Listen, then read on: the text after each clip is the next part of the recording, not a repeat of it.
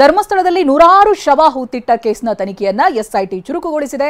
ಆದರೆ ಬುರುಡೆ ಗ್ಯಾಂಗ್ಗೆ ವಿದೇಶದಿಂದ ಫಂಡ್ ಬಂದಿದೆ, ಇದು ಎನ್ಐಎಯಿಂದಲೇ ತನಿಖೆ ಆಗಬೇಕು ಅಂತ ಬಿಜೆಪಿ ಆಗ್ರಹಿಸಿದೆ.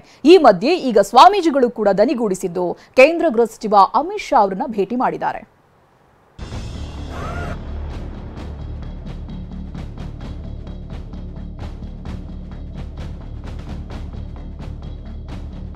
ಒಂದೊಂದೇ ಷಡ್ಯಂತ್ರಗಳು ಬಯಲಾಗ್ತಿವೆ. ಬುರುಡೆ ಮ್ಯಾನ್ನಿಂದ ಹಿಡಿದು ಅನನ್ಯ ಭಟ್ವರೆಗೆ ಸಂಚು ನಡೆದಿರೋದು ಎಸ್ಐಟಿ ತನಿಖೆಯಲ್ಲಿ ಇಂಚಿಂಚು ಬಯಲಾಗ್ತಿದೆ.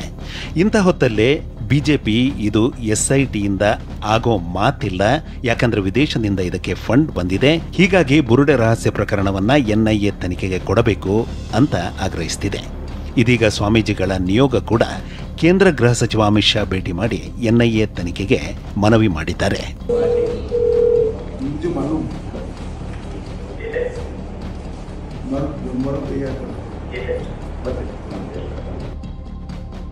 ಕೇಂದ್ರ ಸರ್ಕಾರದ ಅಂಗಳ ತಲುಪಿದ ಧರ್ಮಸ್ಥಳ ಕೇಸ್ ಪ್ರಕರಣದ ಬೆಳವಣಿಗೆ ಗಮನಿಸುತ್ತಿದ್ದೇನೆ ಅಂದ ಅಮಿತ್ ಶಾ. ಹೌದು, ಧರ್ಮಸ್ಥಳದ ನೂರಾರು ಶವ ಹೂತಿರೋ ಕೇಸ್ ಈಗ ಕೇಂದ್ರ ಸರ್ಕಾರದ ಅಂಗಳ ತಲುಪಿದೆ.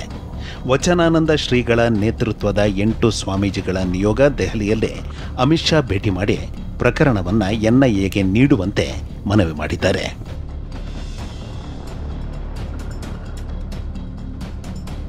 ಅಮಿತ್ ಶಾ ಭೇಟಿ ಮಾಡಿದ ಸ್ವಾಮೀಜಿಗಳ ನಿಯೋಗ ಶಬರಿಮಲೆ, ತಿರುಪತಿ ಬಳಿಕ ಧರ್ಮಸ್ಥಳ ಕೂಡ ಟಾರ್ಗೆಟ್ ಮಾಡಲಾಗ್ತಿದೆ.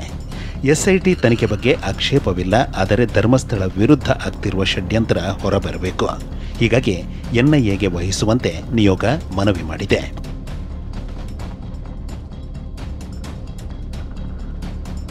ಇನ್ನು ಸ್ವಾಮೀಜಿಗಳಿಂದ ಸಂಪೂರ್ಣ ಮಾಹಿತಿ ಪಡೆದುಕೊಂಡ ಅಮಿತ್ ಶಾ ಪ್ರಕರಣದ ಬೆಳವಣಿಗೆಗಳನ್ನು ಸೂಕ್ಷ್ಮವಾಗಿ ಗಮನಿಸುತ್ತಿದ್ದೇನೆ.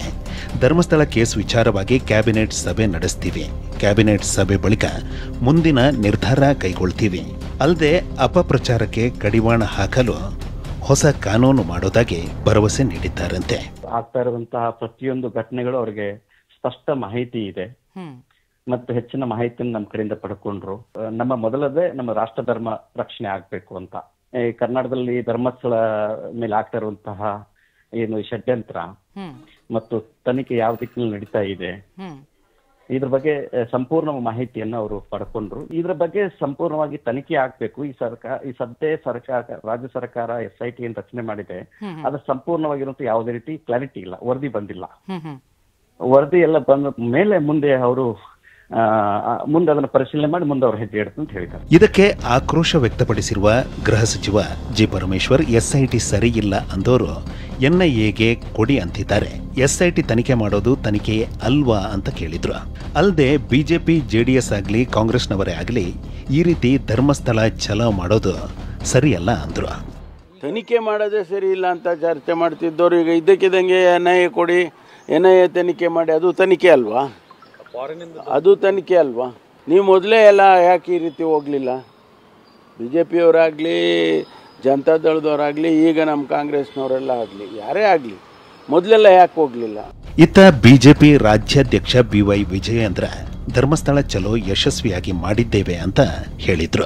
1 ಲಕ್ಷಕ್ಕೂ ಹೆಚ್ಚು ಸಂಖ್ಯೆಯಲ್ಲಿ ರಾಜ್ಯದ ಪ್ರತಿಯೊಂದು ಜಿಲ್ಲೆಗಳಿಂದ, ಪ್ರತಿಯೊಂದು ವಿಧಾನಸಭಾ ಕ್ಷೇತ್ರದಿಂದನೂ ಸಹ ನಮ್ಮ ಕಾರ್ಯಕರ್ತರು ಬಂದಿದ್ರು, ಹಿಂದೂ ಕಾರ್ಯಕರ್ತರು ಬಂದಿದ್ರು. ಬಹಳ ಯಶಸ್ವಿಯಾಗಿ ನಮ್ಮ ಹೋರಾಟ ಆಗಿದೆ.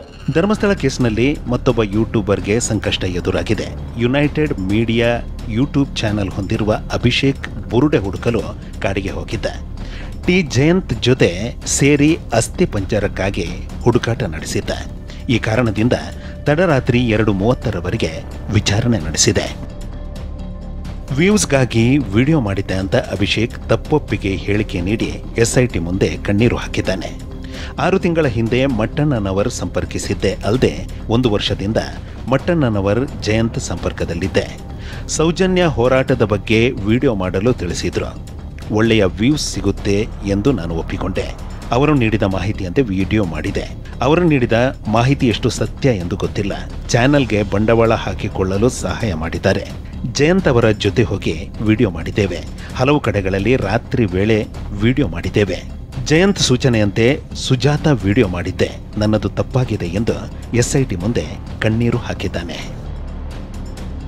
ಧರ್ಮಸ್ಥಳದ ಬಗ್ಗೆ ಮಾಡಿರೋ ವಿಡಿಯೋ ಡೌನ್ಲೋಡ್ ಮಾಡಿಕೊಂಡಿರುವ SIT ಇಂದು ಮತ್ತೆ ಅಭಿಷೇಕ್ ವಿಚಾರಣೆ ಮುಂದುವರಿಸಿದೆ. ಇದಲ್ಲದೆ ಮತ್ತಷ್ಟು ಯೂಟ್ಯೂಬರ್ಗಳಿಗೆ SIT ಶಾಕ್ ಕೊಡುವ ಸಾಧ್ಯತೆ ಇದೆ ಎನ್ನಲಾಗ್ತಿದೆ.